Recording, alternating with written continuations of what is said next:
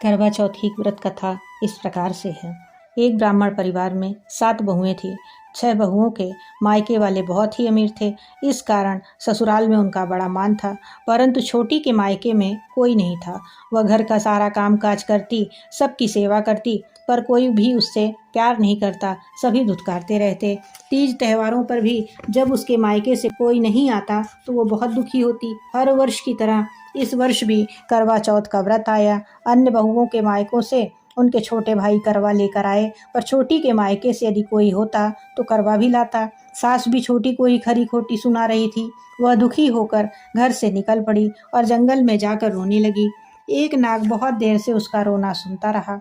अंत में वह अपने बिल से निकल आया और छोटी बहू से पूछने लगे, बेटी क्या बात है, तुम रो क्यों रही हो? छोटी बहू बोली, आज करवा चौथ है, मेरा कोई भाई नहीं है। यदि मेरा कोई भाई होता तो आज जरूर करवा लेकर आता।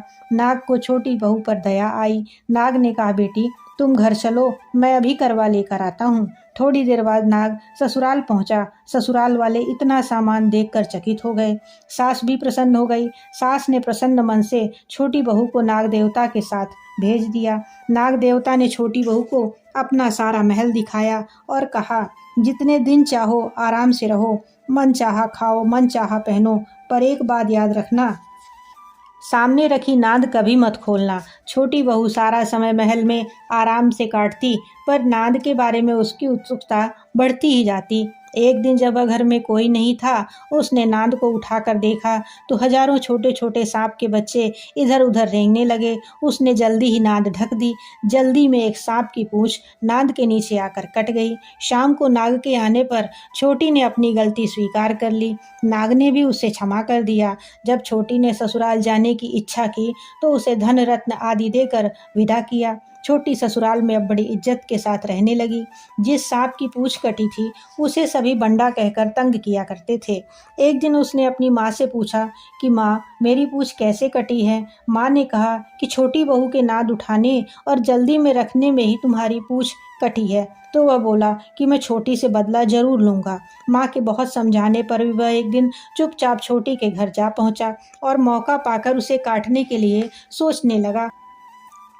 वहाँ छोटी बहू और उसकी सास में किसी बात पर बहस हो रही थी तो छोटी कसम खा खा कर कह रही थी कि मैंने ऐसा कोई काम नहीं किया है। वह कह रही थी कि मुझे बंडा भैया से प्यारा कोई भी नहीं है। उन्हीं की कसम खाकर कहती हूँ, मैंने ऐसा कोई काम नहीं किया है। बंडा ने जब सुना तो सोचने लगा, जो मुझसे इतना प्यार करती है मैं उसे ही काटने आया हूँ। वह चुपचाप घर चला गया। घर पर माँ ने पूछा, ले आए बहन से बदला? वह कहने लगा, माँ बहन से कैसा बदला? तभी से बंडा भाई व छोटी बहन हुए।